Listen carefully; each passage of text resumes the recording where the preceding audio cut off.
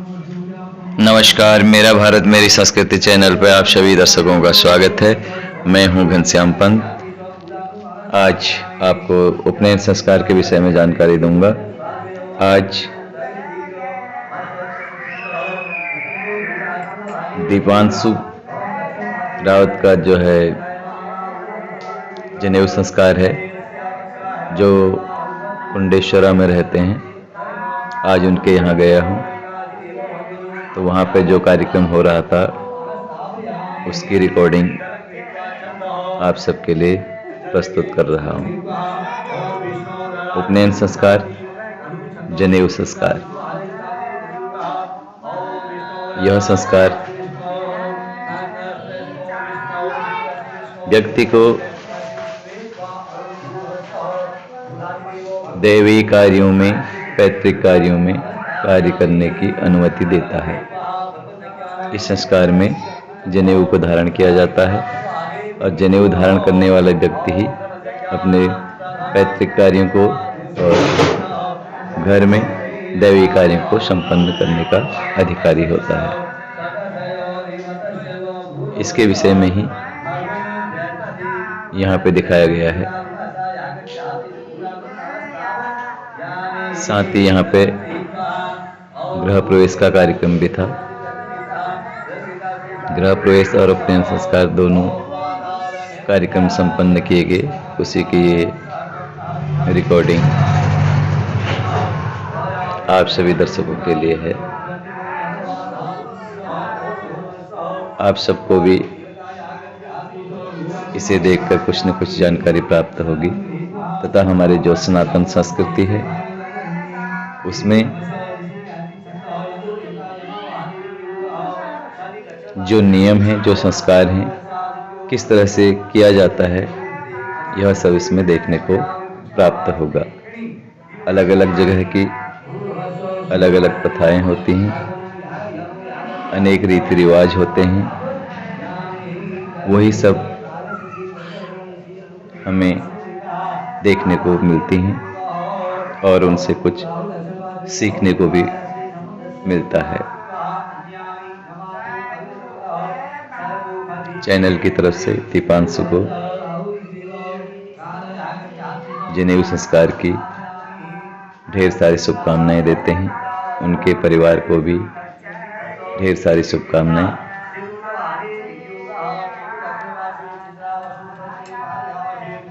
अभी यहाँ पे जो गृह स्थापना हो रही है, गृह याग कहा जाता है। जनेऊ संस्कार से पहले गृह याग होता है। ग्रहों की, नवग्रहों की स्थापना की जाती है। उन्हें बुलाया जाता है, निमंत्रित किया जाता है, स्थापित किया जाता है। मिट्टी की वेदी बनाई जाती है, उसके ऊपर ग्रहों को स्थापित करने की सनातन संस्कृति में प्रथा है। और स्थापना के बाद फिर उनका विधिवत षोडशोपचार विधि से पूजन किया जाता है। पूजन इसलिए किया जाता है कि जो हमारे ग्रह खराब होते हैं या हमारे अनुकूल नहीं होते, जिनकी वजह से कोई न कोई परेशानी हमें होती है, तो विधिवत पूजा करने से उनका जो दोष होता है वह दोष दूर हो जाता है और वो ग्रह हमारे अनुकूल कार्य करने लगते हैं। तो ग्रहों को आमंत्रित किया जाता है, उनके निमित्त वस्त्र, अन्नदान, फलदान,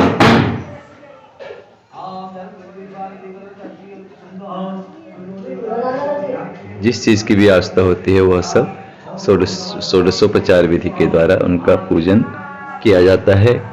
और पूजन के बाद फिर सभी नवग्रहों के मंत्रों से हवन का भी सनातन संस्कृति में विशेष स्थान होता है और हवन भी किया जाता है। यहाँ पे ग्रहों की स्थापना संपन्न की जा रही है। मित्रों, उपनयन संस्कार,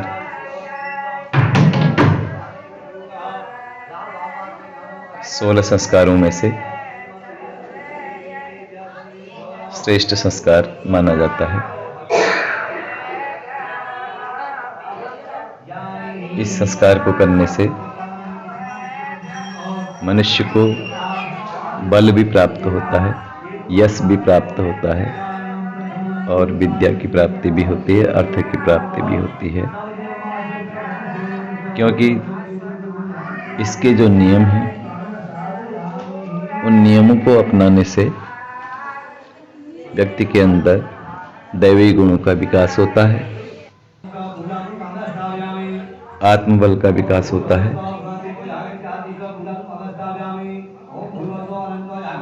जिसके द्वारा वह सोचने समझने की जो शक्ति होती है, जो ऊर्जा होती है उस व्यक्ति के अंदर अत्यधिक प्रभावशाली हो जाती है। इसलिए इस संस्कार को करने की प्रथा भी है।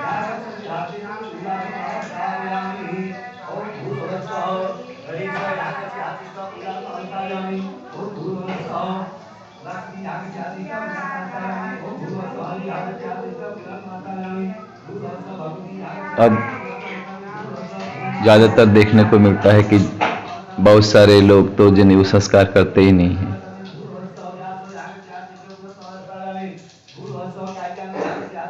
जनेऊ संस्कार को इसलिए नहीं करते क्योंकि वो उन नियमों का पालन करने में अपने आप को असमर्थ समझते हैं, जबकि ऐसा नहीं होना चाहिए। हमें अपने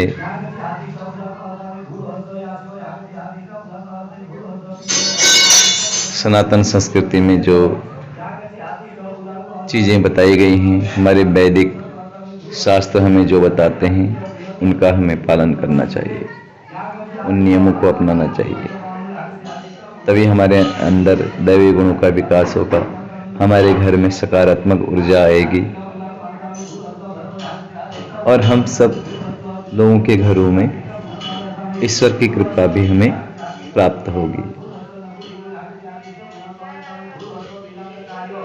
आज जिन परिस्थितियों में हम रह रहे हैं और देख भी रहे हैं कि समाज में किस तरह से क्या हो रहा है, अच्छा हो रहा है या बुरा हो रहा है, यह सब देखने को हमें मिलता है। समाचार चैनलों के माध्यम से भी हम देखते हैं, अखबारों से भी हम देखते हैं कि आज समाज किस ओर जा रहा है, किधर जा रहा है। उस पर विचार करने की आवश्यकता है, अपने संस्कारों को देखने की आवश्यकता है, अपने संस्कारों पर पुनर्विचार करने की आवश्यकता है। लेकिन इस तरफ ध्यान न दे करके हम दिन रात किसी और ही क्षेत्र की ओर भाग रहे हैं, जिसका दुष्परिणाम फिर हमें झेलना पड़ रहा है। मित्रों, हमारे वेद शास्त्र, हमारी जो संस्कृति है, वह और उसके जो नियम हैं, वो सब मनुष्य को अनुशासन में रखने के लिए बनाए गए थे। लेकिन आज हम उन नियमों को अपने अनुसार ढालने की कोशिश कर रहे हैं, जबकि वो नियम मनुष्य को प्रकृति के अनुसार ढलने के लिए बनाए गए थे। लेकिन आज हम प्रकृति को अपने अनुसार ढालने की कोशिश कर रहे हैं, यानी उल्टी दिशा की ओर चल रहे हैं, जिसका दुष्परिणाम हमें देखने को प्राप्त हो रहा है, झेल रहे हैं। तो इस पर विशेष रूप से विचार करने की भी आवश्यकता है।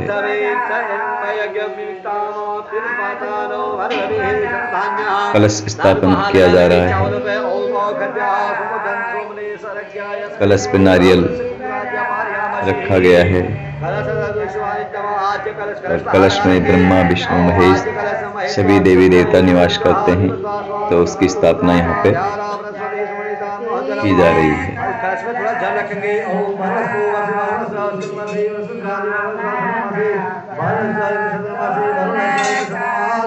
देखने से भी ईश्वर की कृपा प्राप्त होती है, दैवी गुणों का लाभ हमें मिलता है। इसलिए हमें ऐसे अनुष्ठानों को, धार्मिक कार्यों को करना चाहिए।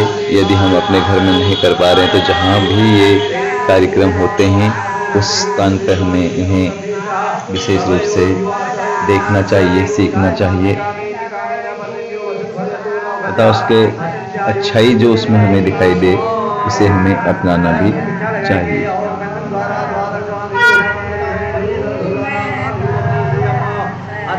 ईश्वर की कृपा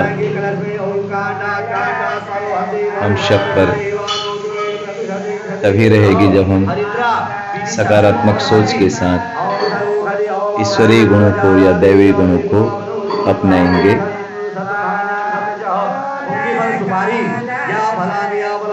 अन्यथा हमें नकारात्मक ऊर्जा घेर लेगी और हम दूसरी दिशा में चले जाएंगे,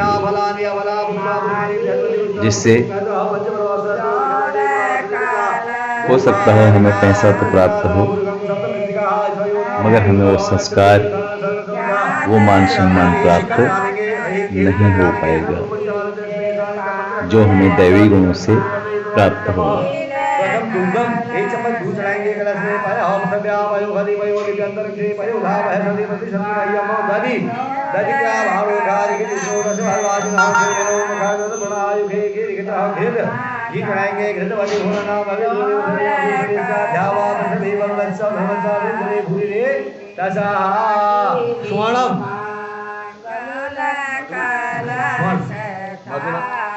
अब हम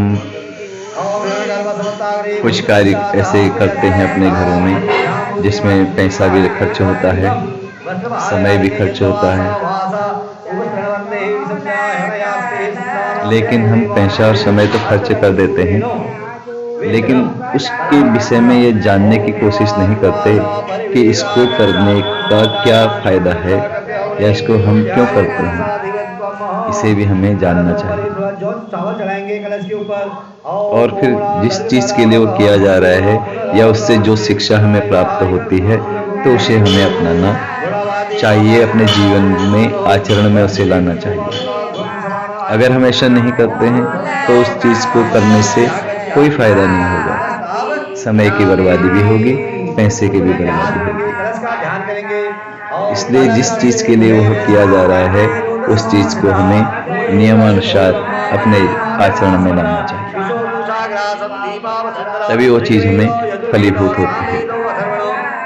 अन्यथा उस चीज़ को करने का कोई भी फल हमें प्राप्त नहीं होता है। फिर हम या तो ईश्वर को दोष देते हैं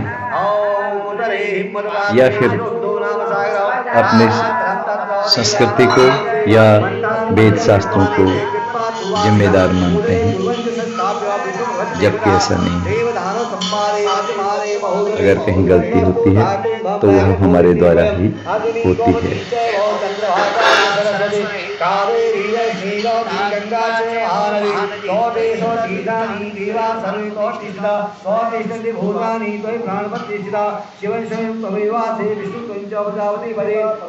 इसलिए परमपिता परमेश्वर से, आदित्य आदि नवग्रहों से, अपने इष्ट देवता से, कुल देवताओं से, भूमि देवताओं से, स्थानीय देवताओं से, वास्तु देवता से हमें प्रार्थना करनी चाहिए कि वो अपनी कृपा हमारे ऊपर बनाए रखें। साथ ही अपने जो पितृ लोग हैं उनका भी आशीर्वाद हमें लेना चाहिए कि वो सब हमारे ऊपर कृपा करें, अनुग्रह करें तथा हमारे कार्यों को सिद्ध करने में अपना सहयोग प्रदान करें, अपना आशीर्वाद बनाए रखें। और यह तभी संभव होगा जब हमारी उनके प्रति सच्ची श्रद्धा का भाव हो, विश्वास हो, उनके प्रति प्रेम का भाव हो, तभी ये सब चीजें हमें फलीभूत होती हैं। प्रेम के साथ, श्रद्धा के साथ, विश्वास के साथ हमें इन कार्यों को करना चाहिए, तभी दैवी गुणों की प्राप्ति होती है, ईश्वर की कृपा प्राप्त होती है, घर में सकारात्मक ऊर्जा का संचरण होता है तथा घर में सुख शांति रहती है। यज्ञो बहि प्रतिष्ठा जो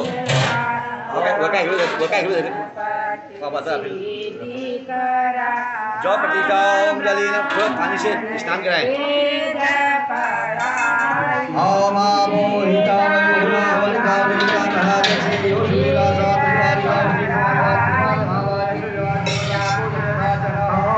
आप सब लोग खुश रहें, सुखी रहें, स्वस्थ रहें, मस्त रहें। भगवान की कृपा आप सबको भी प्राप्त हो। इन्हीं शुभकामनाओं के साथ आप सबका बहुत बहुत धन्यवाद भी करता हूँ तथा आशा करता हूँ कि आप सब लोग इस चैनल को देखेंगे, लाइक करेंगे, सब्सक्राइब करेंगे तथा इससे जो भी चीज़ आपको सीखने को प्राप्त होगी उसे आप सीखेंगे, अपने सनातन संस्कृति के विषय में जानेंगे। जानते तो सभी हैं मगर मानने की कोशिश कोई नहीं करता। आशा करता हूँ आप मानेंगे। बहुत बहुत धन्यवाद। नमस्कार।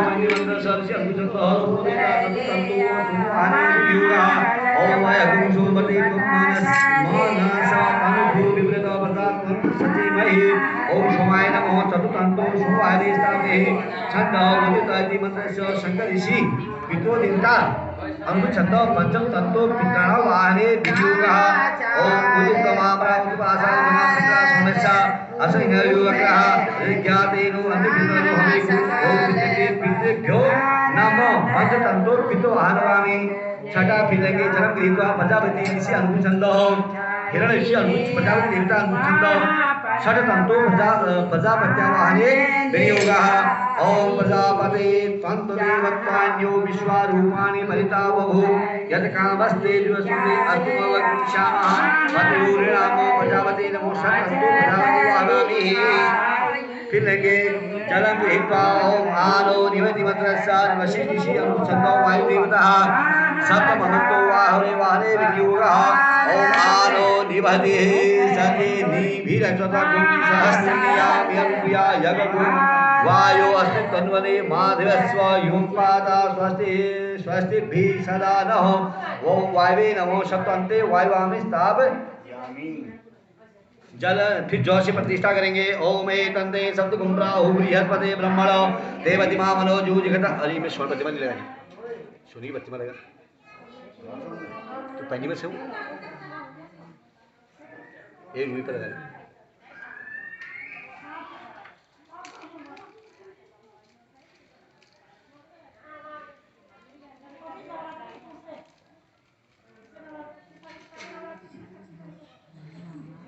जो लेंगे ओम तंदे सब गुमराहु बृहस्पति ब्रह्मण देवतिमा मनो जूजिगत मादस्य बृहस्पति ब्रह्मण गणस्य यज्ञकुं शमिनन्दधातु विश्वे देवा सैवन्तामो प्रतिष्ठा भूर्भुवस्व यज्ञो वै तन्तु देवता ग्रन्थित्र्याधिपास तथा कृष्णादि स्वर्ण प्रतिमा यज्ञो वैदादि सर्वान् यः गच्छन्तु यः तिष्ठन्तु प्रतिष्ठावता भवन्तु। ओम प्राणाति ग्रन्थिरसि रुद्रुवा विश्वत्वानां तेनुवाय समां भूर्भुवस्व स्वरूपिति संस्थाप्य यज्ञोपवीतानि वृताश्रम पतितः यवासु जौ से फिर करेंगे। ओमकार त्वन्ताय प्रथम त्वन्ते नमः अग्नि देवताय द्वितीय त्वन्ते नमः ओम भग देवताय तृतीय त्वन्ते नमः ओम सोमाय तृतीय त्वन्ते नमः प्रति देवताय प्रथम त्वन्ते नमः ओम प्रजापति देवताय षट् त्वन्ते नमः ओम वायु देवताय षट् त्वन्ते नमः ओम शिव देवताय षट् त्वन्ते नमः ओम विश्व देवताय नमो नमो तन्वे नमः ओम ब्रह्म देवताय प्रथम ग्रंथे नमः ओम विष्णु देवताय द्वितीय ग्रंथे नमः ओम ईश देवताय नमः तृतीय ग्रंथे नमः यज्ञो पविता काध्यवस्ते परब्रह्मणे नमः।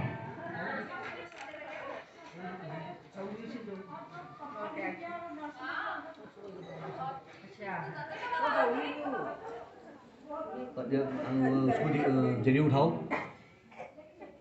एक दोने में रखो, इसको सूर्य भगवान को दिखा के आओ बाहर। हाँ सूर्य भगवान है रही इधर जाएगा, इतनी पेटी तो करनी पड़ेगी। नहीं पहले सुन, पहले भागना नहीं है अभी। ये जरूर हमने कहा सूर्य को दिखा दो, क्या करना है इसका कि जैसे सूर्य भगवान अटल रहते हैं, अपने समय से आते हैं और अपने समय से जाते हैं, भूखे आते हैं और भूखे जाते हैं, ठीक है।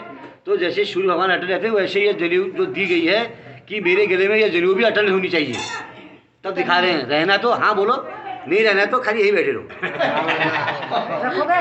सुनो पहले ये है, इतनी लोगों की सहमति भी है और माता पिता गुरु देवता और अग्नि सोना इतने लोग साक्षी हैं। ये जनेऊ वैसी नहीं रखी गई है, इसमें सोना भी रखा गया है और इतने मंत्रों से उसमें पंक्ति पड़े हुए हैं।